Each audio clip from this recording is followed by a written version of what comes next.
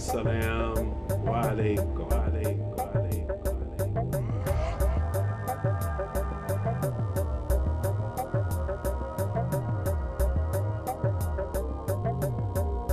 As-Salamu Alaikum. Assalamu alaikum, peace be unto you everyone. Thank you for tuning in to Islamic Learning with Master As-Sabur. I'm your co-host Adrian Jasper, program coordinator for the show. I'm filling in for our Imam Hazem Rashid, our regular host who is on hiatus. And we are, Master As-Sabur, our brand new building. We're located at 4926 15th Avenue off of Stockton Boulevard here in Sacramento. And our website is www.masjidassabur.org. And we have Friday prayer services at 1:30 p.m. every Friday. Everyone's welcome. Come out and learn, listen, shake some hands, get some information. So we're here for you. And today we are going to continue our discussion, Muslim Quranic expressions by Muslim women. And we are just reflecting on verses from the Quran that and how we personally relate to them in our lives and our paths. And we are picking up from where we left off with our sister. Introduce yourself. Nailah El-Amin. Zarinah El-Amin. Adrian Jasper again. So welcome back. And let's go right into the next verse. And let's reflect on verse 1691, which reads, "Fulfill the covenant of God when ye have entered into it, and break not your oaths after ye have confirmed them. Indeed ye have made God your surety, for God knoweth all that ye do." When you hear that, what does that invoke? Well, when I started to reflect on this one, I went all kinds of places. But the first place I went was to the word covenant and what that meant. A covenant, as I understand it, meaning an agreement, like an exchange of something.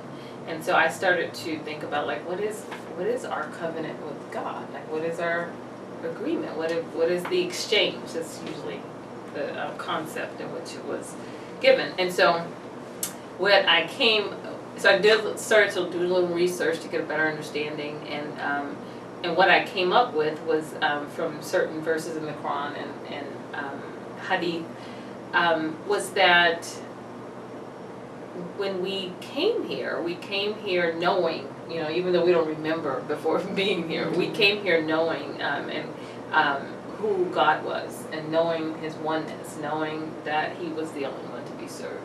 And He questioned us about that, and we affirmed our understanding.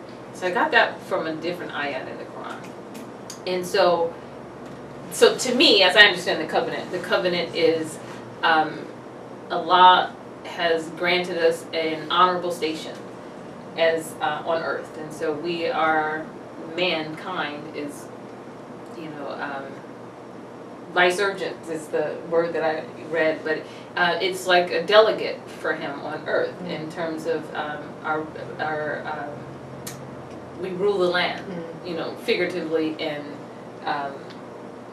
literally, and so because we are His delegates, we have a responsibility. So we get that power. We get that power to reign over the earth. He gave us intelligence, something He gave no other creature on earth, and He gave us speech, and so He set us apart from the rest of creation and raised us to a high state.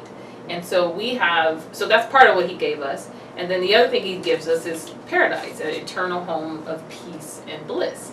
And in exchange for that, we're saying that we've agreed to serve none but Him.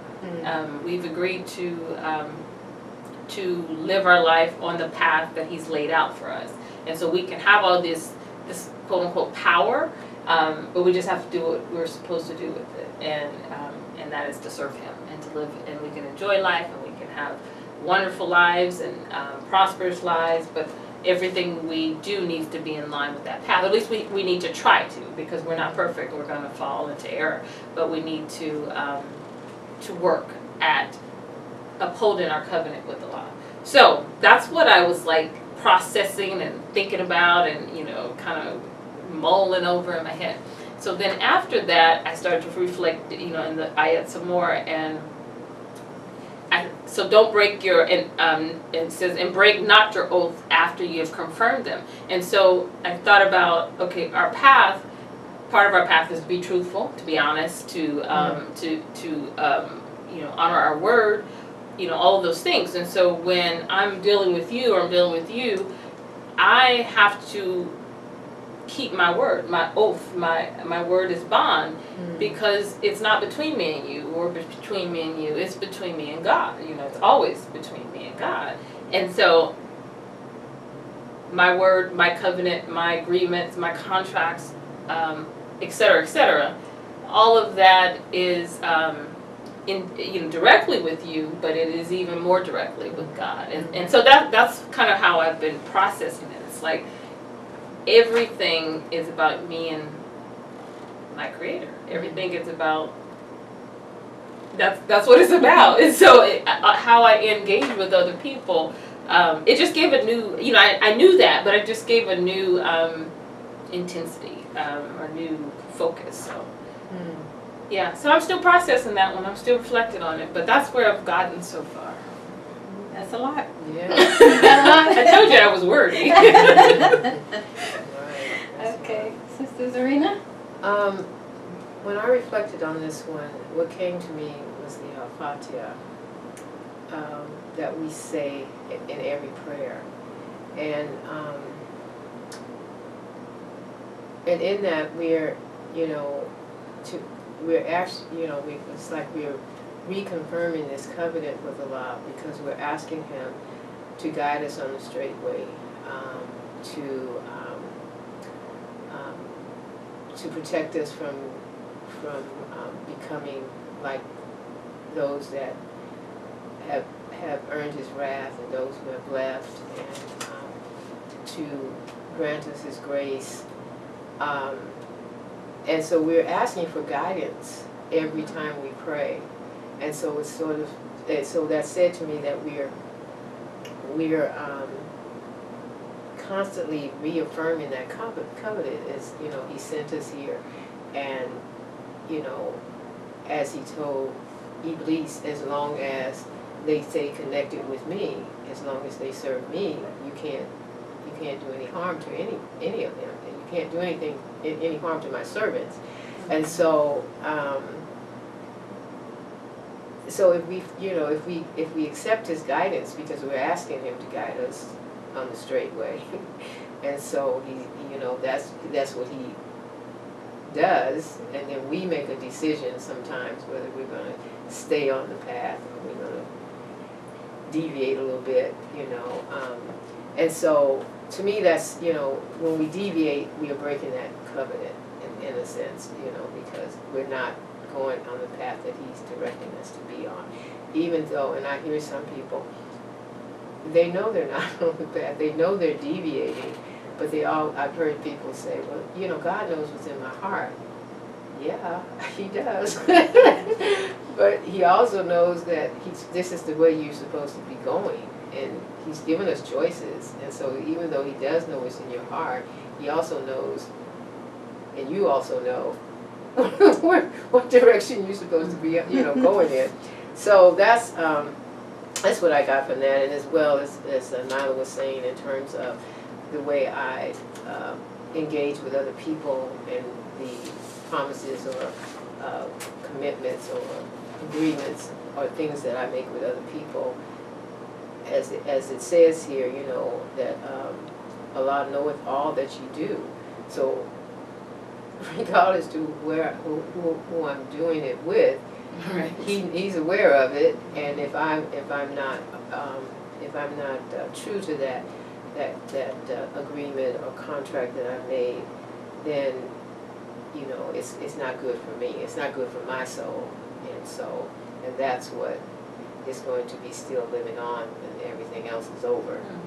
is my soul, and that's what's going to be judged. And so, you know, we just have to always protect it and make sure we're doing what's right. And when I reflect on that verse, it reminds me of the previous verse that we opened with on the last show, which, "O ye who believe, why say ye that which ye do not?" And in the line where it says, "Fulfill the covenant of God when ye have entered into it, and break not your oaths after you have confirmed them." So it just reminds me of, you know, how much He holds us to keep in our word and not do what you say you're going to do. So it's, you know, kind of, you know, in a different way, you know. You know, they're different, you know, verses. They're phrased differently, but to me, it just resonated that same concept, you know, keeping your end of the bargain. Right. Yeah. So it's just a reminder for me that, you know, keep my end of the bargain, you know. Right.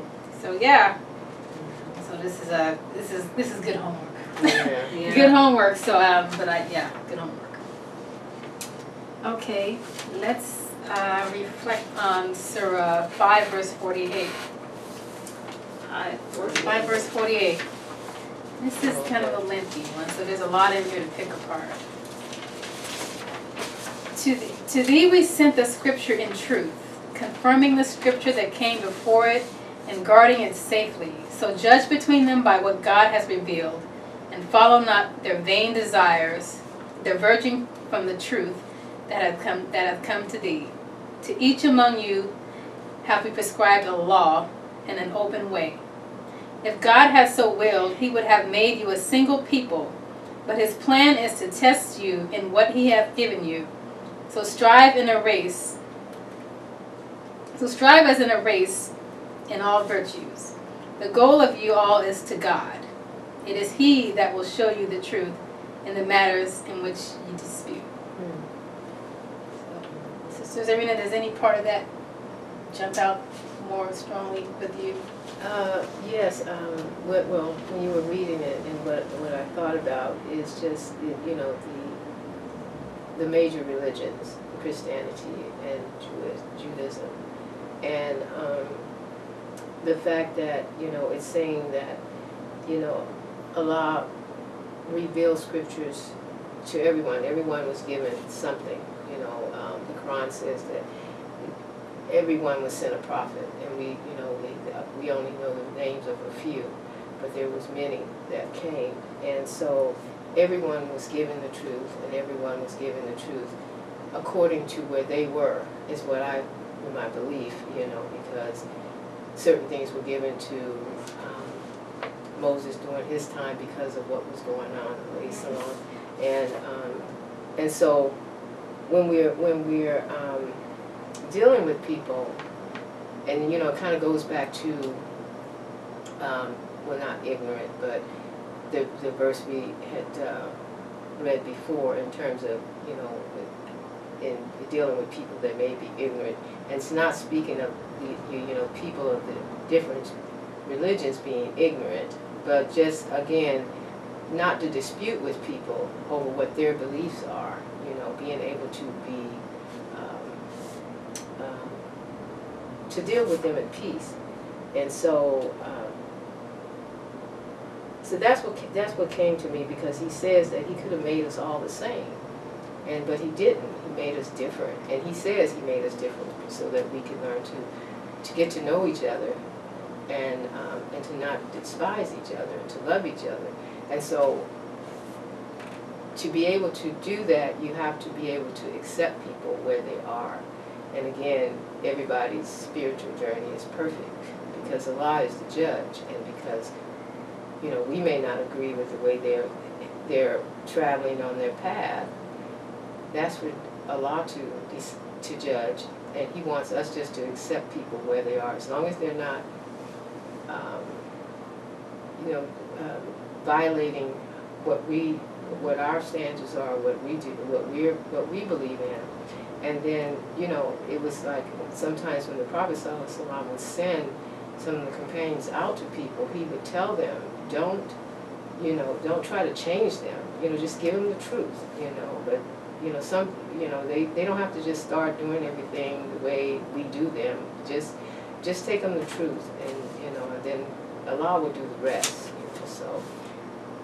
That's what came to me, that we just have to really learn how to work with people, the interfaith dialogues that have, has started, is something that speaks to that. We can work together. We don't have to believe what each other believe. We can respect what each other believe. And we can work together for the betterment of the world, and not, because we all are headed in the same direction. We just have different ways of getting there, and in the end, we're going to all meet up in the same place. And so, yeah, that's what I got from that. Okay. Nailah? Well, that's a heavy, that's a lot. But I'll just take a piece of it. If God had so willed, He would have made you a single people. But His plan is to test you in what He has given you. So, what immediately comes forth for me with that particular part of the verse is that our differences, whether they be religious or ethnic or cultural or whatever they may be, is that they're not by accident. They that we are different by design. That's just part of the whole design creation, and that what happens a lot of times, and it's not a lot of times, but most of the time, we live in a society or a world where conformity is the norm, so we're all trying to be the same or like the same, and the younger we are, the harder that is, I think, to withstand the desire to conform and to be like and to assimilate. And the reality is that, well, it's an attempt to fit in versus belong, but that's whole nother thing. But so that's what stands out for me, is that there is the differences that we have, and that we have to learn to appreciate those, work within those differences, respect those differences, and celebrate those differences, because it's by design. It's not, our goal should not be to get people to behave like us. Men shouldn't try and get women to behave like men, and women shouldn't try and get men to behave like women. And one culture, one ethnicity, or whatever it may be, it's like we have our path. We need to walk it. We need to strive. And when it comes to religion, if we all just practice our own religion, if we all practice what we say we believe, the world would be a great place. I mean, really, the world would be a peaceful, loving, joyous. Everyone would be taken care of. There wouldn't be any, poverty, or extreme poverty anyway. If we just, practice what each of us, what we say we believe, the world would be a great place. Nice. And you definitely learn more about yourself when you deal with people who are different cultures and whatnot. You learn more about you, how you interact with them, how you how you are you willing to grow and open up and say, oh, I don't like that kind of food, or because being Muslim, there's so many vast cultures in the food. You get introduced to so much food. It's like now I just love Indian food and Moroccan food, and if I was not Muslim, I probably would have never gone into an Indian restaurant. I'm like, it would have been pizza, tacos, burgers, whatever the five basic. Right. Chicken, taco, sandwich, pizza, spaghetti. Yeah. So so it's beautiful. It enriches you. Yeah. By being around people, who are different. So let's take another one. Let's do Surah 4, verse 76. Those who believe fight in the cause of God, and those who reject faith fight in the cause of evil. So fight ye against the friends of Satan. Feeble indeed is the cunning of Satan. Sister Nailah. So this, I had to read the ayats before and after, I think, to understand really. But if I just take this ayat alone, what comes to mind is that we as Muslims, we have to, Islam is not a passive religion. It's not a passive way of life. It is a humble way of life. It is a, like Allah says, that's the gracious ones are the ones that walk through life humble. But we're not passive. So when someone, when we see a wrong or we see an injustice or we see oppression, that we have to fight against it. It's our obligation. It's not a, it's not an option. It's not an option. There's a saying, speak a word to a right, speak a word to the right. And when you see an injustice, I'm paraphrasing a hadith, if you see an injustice, the strongest in faith is one that changes it with their hands. If you don't change it with your hands, you speak out against it. If you don't speak out against it, at least you hate it in your heart. But the one that hates it in the heart, that's the weakest of faith. And so, so that's what that speaks to me. That's what that speaks to me, is that it's, you know, we often say, you know, Islam is a religion of peace, and it is. Islam is, you know, it comes from a word that means peace. But we really have to not confuse that with passivity. So that's what I get from that, is that if we see oppression, we have to stand up against it. If we see an injustice, we have to speak out against it. We have to do what we can, because that's our obligation. Right. Peace comes after justice. You know, once there's some justice, like, okay, now I can be at peace. But if there's no justice, you know, there's no people are wrestling. Peace, You know, right. you can't have peace if there's no justice. Right. Because, you know. So. Absolutely. Sister Zarinah? It's pretty much in the same line as Nailah was saying, that, you know, we can't just sit by and see things that are going wrong and not try to do something about it, you know, because, I mean, there's times when there may be nothing you can do about it, and all you can do is you know, hate it, you know, within yourself.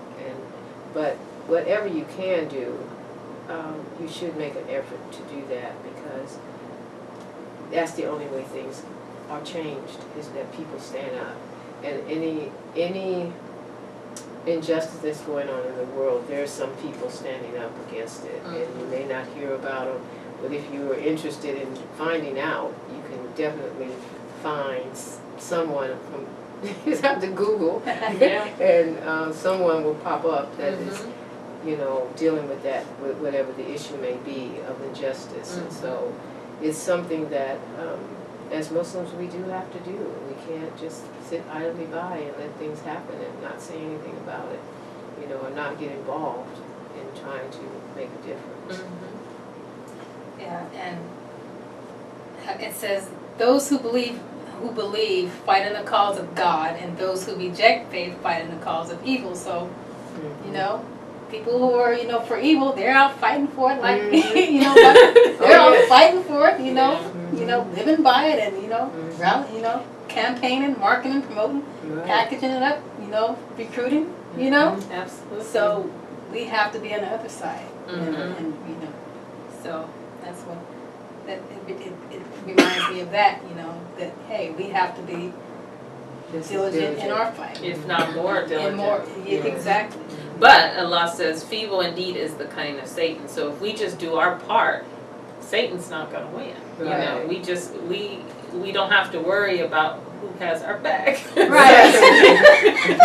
You know, it's you know, it's clear. Because the people who are fighting on Satan's, you know, battleground, they think he has their back, but then they turn around, he's nobody there. Absolutely. Nobody there. He fears Allah. Yeah, you know, he he's gone.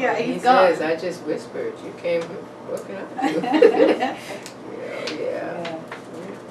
Okay, so that was good. It was.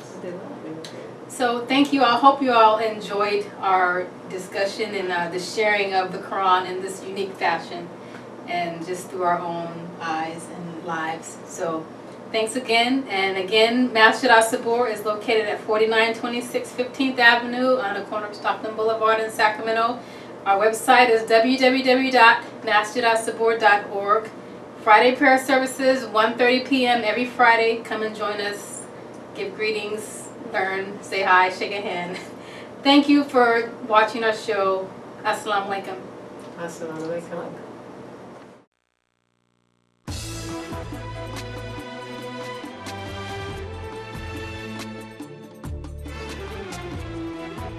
Assalamu alaikum. I want to remind everyone, Masjid As-Sabur, 4926 15th Avenue.